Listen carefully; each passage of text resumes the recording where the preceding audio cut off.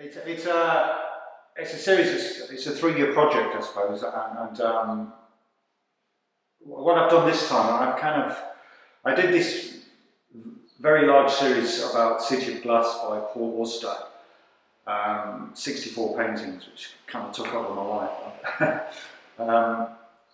I thought for a change, to create a shift in my practice, what I would do would just do a single painting per book as a discipline.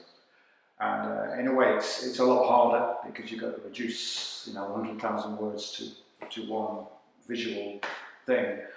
And I chose for my subject, I chose crime fiction, which I kind of read a lot. And what I've done with this series is I've deliberately chosen to do paintings that kind of resemble a book physically, so that the two canvases butted together, almost to resemble like a large art book or something. But of course these are books that don't close, that they're paintings. And somebody commented the other day, yesterday actually in the gallery, they said, well, they're from crime fiction, but they don't see the palette of death or whatever in the paintings, and they're not illustrations. In a sense, they are about using the books is another way in for me to paint, to make a painting, and I've been quite selective. I mean, throughout my career, I've kind of been using or exploring the shape of place, and the fact that every place has a unique shape as seen from the air, and these shapes can help define a place, and what I tend to do, I use these shapes of places to structure my paintings, so I have a big element in my paintings within the rectangle. And so I take from these crime fiction novels, I take the locations and often with multiple, with shifts in scale, so there might be a detail of a section of an intersection of roads set against an overall shape of the place, so there's all these shifts in scale. And as a sort of device, I've also tracked down where all the bodies are found, so quite often you'll see these spots amongst these lovely colours of which are the locations of the bodies. So you're just taking a couple of elements from each novel. But what I've tried to do as well is once I've read the novel, is to kind of summarise or find what is the palette of the novel. And which has been an interesting take. What's the palette of the novel? And each one has been different. And so that's where my palette comes from. And colour. These are intensely coloured paintings. But what palette defines the place? What palette defines some of the narrative? So and I think. I think my painting involves ideas. We've all got these hand-eye skills to make paintings, but I think now, for me and for a lot of artists, it's about ideas as well. It's the connection with the brain as well, and working from text. It's a new start point because words provoke images. They provoke images, and what's interesting is that everyone's interpretation of those words, or everybody's image that is provoked, is different from everybody else's. So I find that very interesting, and quite often that's different from what the author had in mind as well. So my job as an artist is to make something visual from words. But of course, working from words gives you an enormous amount of freedom, because I'm not interested in sitting in front of something and painting it, because I feel as a painter I've been restricted by what's in front of me, or trying to make sense of it visually. So working from text is a freeing thing, because it can go anywhere, because it depends on your interpretation, and you can be very selective as well. So working from a novel, I sometimes follow the narrative, sometimes I might work from a paragraph or sometimes a word, And in the City Glass series, I actually did some paintings which were a single letter of the alphabet. One of the letters that spells the Tower of Babel. So as a discipline, with those small paintings, and there's 3 in the show, each painting contained a single letter, and also contained something that I found in the grid of New York. So the 2 things together, and with those 2 things, I made paintings, and I think they're successful paintings. So it's just a way for me, and I'm going to continue working from the novel as well, because some of the novels didn't make the cut, because I had this figure of 20, and I've just read another one set in Bombay called Sacred Games, which is a fantastic crime novel. There was also a Netflix series which I watched, which was a bit over the top, but I think that might provoke 2 or 3 paintings. And I've also got this idea of, I guess out of all the novels I've read in my lifetime, perhaps my favourite author is John le Carré. And so I have this idea, or the seed of a project, to take the figure of George Smiley and somehow do some paintings about that. And in a way, I've had this character that's followed me throughout my career, and George Smiley is almost an extension of that. And back in the day in Blackpool, before I was an art student, it was a red hot day, and on the promenade in Blackpool there was this gentleman with a hat and an overcoat on a 90-degree heat. And I found it bizarre, and I took a photograph of this guy, and then when I went to art college, I kind of resurrected this photograph, and I introduced this guy into my paintings for my degree show, and gave him a name, Harold Parkinson, and this man in an overcoat. And then in the City of Glass series, he reoccurred again in the character of Stillman.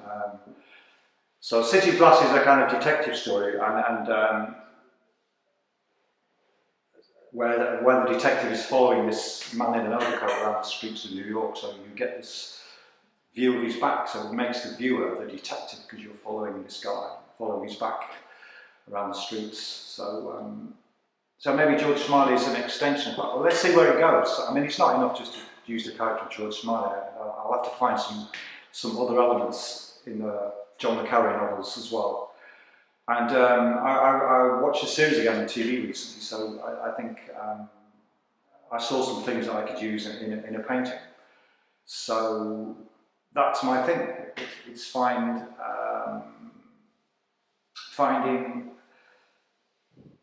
an idea for the next series. I mean, it just goes on. I've been doing it a long time, but looking forward to the next paintings. I think when you have an exhibition, it's like the final test for your paintings, the final test. And do they still work? Do you want to leave them alone? And I think the answer is yes. Seeing this exhibition on the wall, I'm thrilled to see them. And also, I think hanging in a show is almost like making another piece of art as well. It's yeah. And what I hope to achieve is maybe, like any artist, I hope to reach a new audience, I suppose. And I live in Cornwall, so a lot of these paintings have never been seen in this part of the world.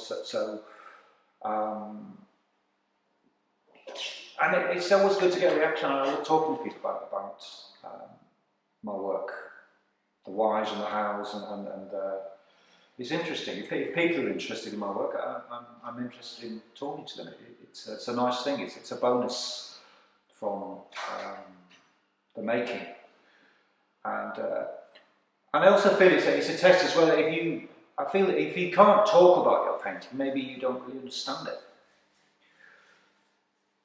So you've made these things, you've made all those decisions, they come from somewhere, there's an idea, there's a context, there's reasons for doing things. So it's a serious activity, painting. I mean, it can be a hobby, and it can be going through the motions, and it can be pushing pretty colours around. But you know, at its deepest level, it's something else, something hard and hard but enjoyable, and we can't stop. I mean, as artists, you just go to the end. So there's always another piece to consider. So maybe seeing this show will provoke ideas for the next series, for the next painting,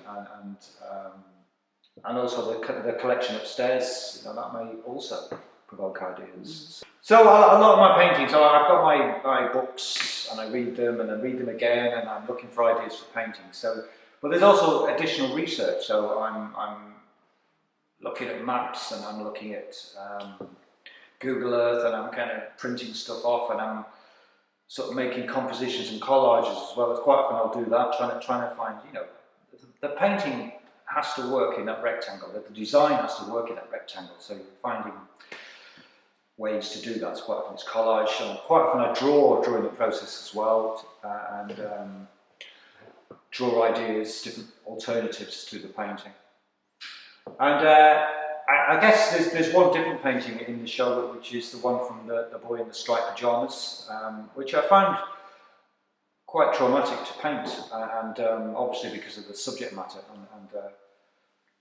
and the research for that one was quite deep and quite disturbing, and just a reminder of those times.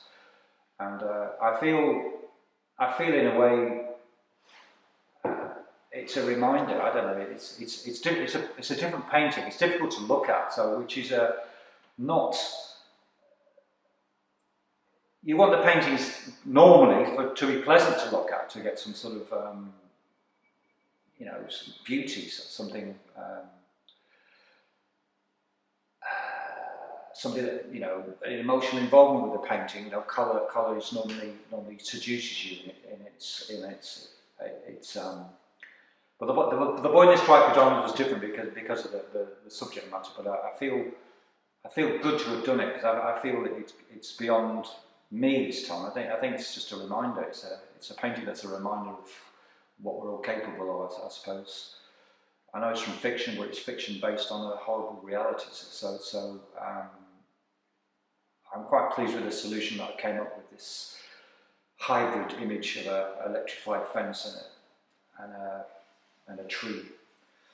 And I've tried to balance in that painting beauty and horror in the same painting. So I think it's worked. So since I started working from books, I've kind of kept a blog of the process and the ideas, and I find it very useful as a way of moving the painting forward. Is to reflect and analyse my work, put it into words. It's like words provoke the paintings, which in turn lead to more words. I mean, it's always been there, of course, and paintings have been written about and are being written about as well, so there's always been that link. But I know it's critical on my process. I just write things down, and so even though you're not in the studio with a paintbrush in your hand, you're still, it's the way it just takes over your head, and in a piece. And with the boy in the striped pyjamas, I think it's one of my best blogs, and you can access it from the image on my website. But it's dealing with that part of history and trying to make a painting. I had a moral issue as well, whether I should make a painting about the boy in the striped pyjamas, which is a very different thing. And I think I've succeeded. So glad I did it. But it's a very different painting from anything else in my output. So hope you can enjoy it. Well, back in the day, I was actually studying architecture in Manchester. That was always my destiny. And a friend took me to a Peter Lanyon exhibition at the Whitworth, and I guess it was one of those eureka moments, and I think for the first time I understood the power of painting, I saw the power of painting, experienced the power of painting. You know, I'm not even sure I understood the paintings, because my art history, you know, training wasn't all that great, but there I am in the room, you know, in the centre of, you know, just one man, one artist's unique vision of the world, and painted I've never seen before or imagined before, and I sensed that this was what I wanted to do, and so I took fine arts. I changed courses, and I decided to go to Canterbury. I decided to go to Canterbury. I'm not sure why. I think I just wanted to put some distance between myself and Blackpool, where I'm from. So I remember being horrified going around the studios where I saw all this abstract painting, which I didn't really understand. And I was a figurative artist. I was like a photorealist, and at one point they nearly kicked me out because I couldn't shift away from this paralysing style of work, and another time they told me to do sculpture because nothing was so exciting was happening in my painting. And anyway, they kept faith, and what happened with me was I was introduced to Matisse, and I was introduced to Bonnard and colour, and I was very lucky because we had our first year tutor was Stas Paraskos, who who formed the South School of Art. But in our first year studio, he had his own studio in the corner, and we had the privilege of being able to watch him and talk to him while he was painting. And so things became very real for me. And our head of college was called Tom Watson, and great colourist. So big memories of him taking us to the coast in the van, and he'd set up his paint box on the beach, and we'd see magic happen, alchemy. There he is making his interpretation of what's in front of us, and I distinctly remember he was like spending as much time looking at the painting as he was looking at the subject. So for the first time I realised you have the freedom to interpret the subject and not try to replicate it. So big lessons for me, and my painting kind of took off, and I really enjoyed screen printing, and from screen printing I picked up techniques of pouring, this pouring technique which I use with oil paint nowadays, and skimming and using big palette knives and stuff. And I really enjoyed the colours of screen printing, and I enjoyed the tools, different tools to use, and the sheer freedom. And the biggest lesson I think from screen printing is the idea about editing. With a squeegee you can eliminate like 90% of your painting with like one mark. And so I do severe editing in my own work now. So I'm mixing liquid paint, and I'm pouring lovely colours, liquid colours onto my canvas, and manipulating the canvas and forming shapes, making shapes. And again, I work with oil paints, and so you could argue that this wet, sticky stuff is hard to manipulate. But I've developed techniques now where I can put wet layers on top of wet layers and cut through, and stuff we weren't taught, but things I've discovered, and I think they were rooted in screen printing back in the day on reflection.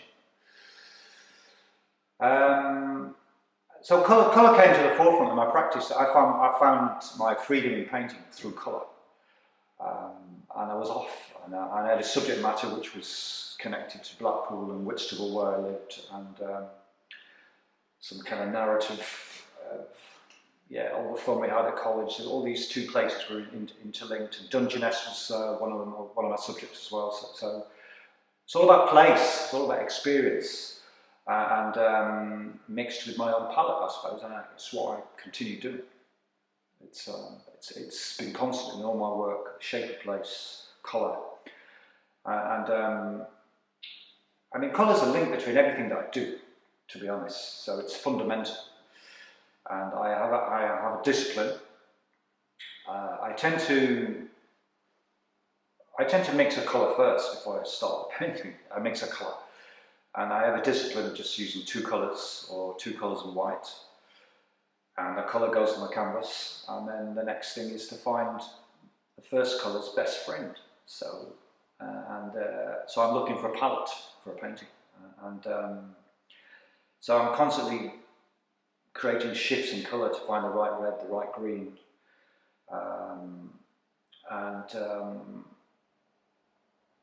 what it is, using the purity of colours. I've discovered that gives you the option now to work in wet layers without it going muddy. So you very rarely see a muddy colour in my paintings. I wouldn't allow it anyway. So I think there's no excuse for dirty colours. So it's a discipline. I stick to the discipline that use as few colours as possible in the mix, and gives you a great advantage when you're skimming and cutting and mangling all the colours together. I think you have a choice, really. At some point in your career, I think there's a fork in the road. Everybody. I think you can learn techniques up to a certain point, and but it's going beyond that. Whether you have the will or the nerve even to go onto the unknown. Take on new things. My ambition in my painting is to find something I've never done before, which is quite a high bar, really.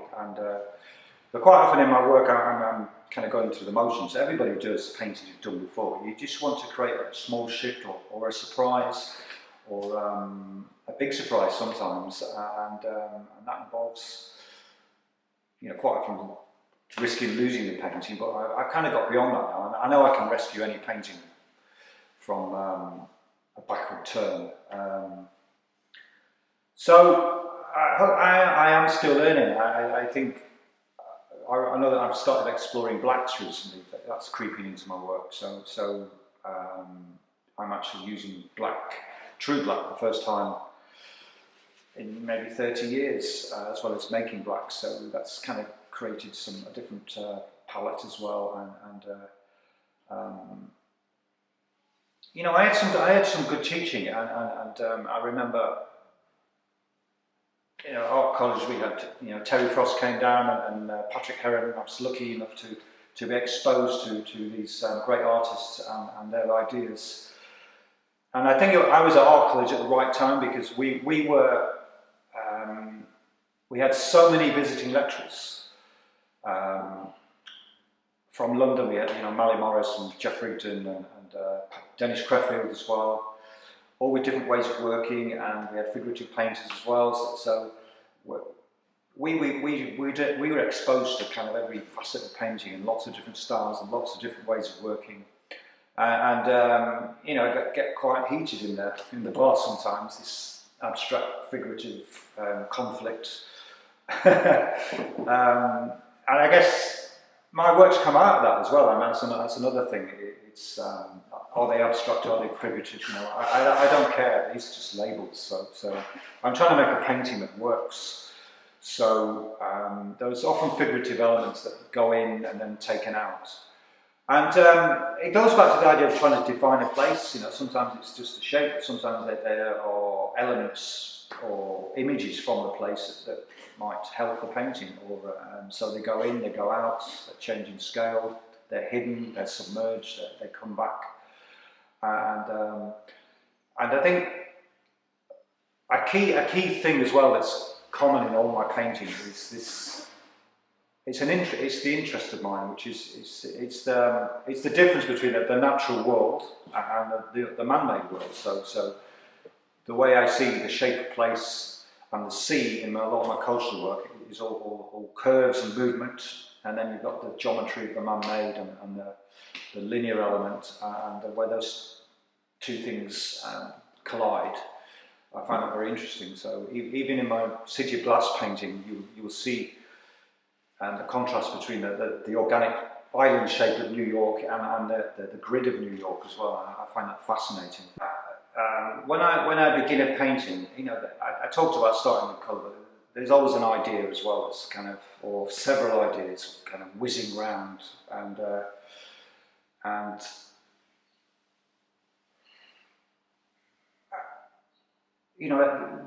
as an artist, you paint in your head as well.